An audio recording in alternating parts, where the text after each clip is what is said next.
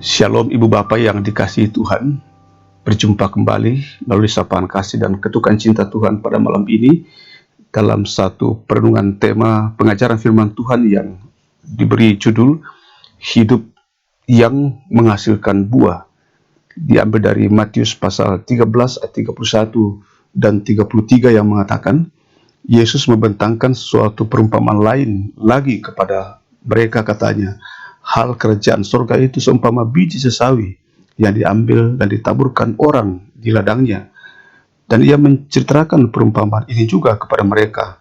Hal kerajaan surga itu seumpama ragi yang diambil seorang perempuan dan diadukan ke dalam tepung terigu 3 sukat sampai khamir seluruhnya. Saudaraku yang baik dan yang dikasihi Tuhan, di kalangan orang Yahudi, biji sesawi banyak dipakai sebagai istilah untuk menggambarkan sesuatu yang kecil. Kontras antara kecilnya benih dan begitu besarnya pohon di kemudian hari merupakan hal yang ingin ditekankan Yesus melalui perumpamaan biji sesawi.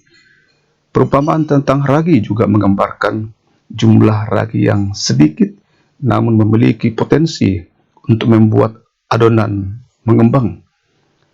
Perumpamaan itu merupakan gambaran kerajaan Allah yang dinyatakan melalui kehadiran dan pelayanan Yesus. Semula dianggap sepele dan diragukan oleh para pemimpin Yahudi, karena Yesus tampil bukan sebagai seorang raja yang berkuasa. Ia tampil seperti manusia biasa, bahkan dikatakan ia sama seperti manusia kecuali dosa. Ia hanya anak tukang kayu dan berkeliling dengan kelompok murid yang terdiri dari orang-orang yang kebanyakan, orang-orang yang biasa-biasa saja. Namun banyak orang yang kemudian mengalami kuasa kerajaan Allah itu melalui pengajaran dan mujizat yang dia lakukan. Benih sesawi dan ragi menggambarkan kuasa yang tersembunyi yang secara diam-diam bekerja dan berdampak besar bagi banyak orang. Benih yang tertanam di dalam tanah itu memang kemudian tumbuh menjadi sebuah pohon besar, tempat burung-burung bersarang. Sampai kini masih banyak orang yang menganggap remeh kerajaan Allah yang dinyatakan melalui karya Yesus. Bagi mereka Yesus seolah tokoh dongeng, sekalipun hebat ceritanya dan enak didengar, tapi bukan untuk diimani.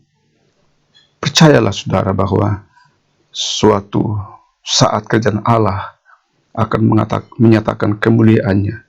Sebab itu kita perlu mendoakan dan bersaksi agar kuasa kerajaan Allah berkarya bagi banyak orang. Biarlah makin banyak orang yang nampak biasa-biasa saja, tetapi di tangan Tuhan sesuatu yang biasa dapat menghasilkan sesuatu yang luar biasa.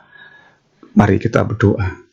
Ya Tuhan, terima kasih untuk pengajaran firman Tuhan pada saat ini, mengingatkan kami tentang cara Allah bekerja yang terkadang nampak biasa-biasa saja, tetapi di tangan Tuhan sesuatu yang biasa dapat menghasilkan sesuatu yang luar biasa.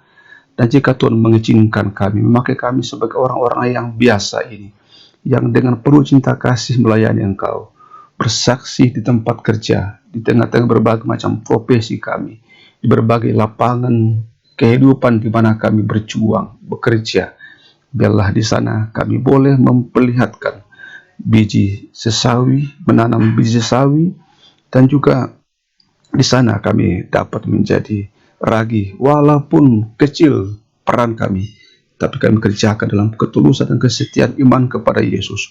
Maka Tuhan yang akan bekerja mengubah yang biasa-biasa saja menjadi luar biasa, agar kerajaan Allah makin merajai seluruh kehidupan manusia.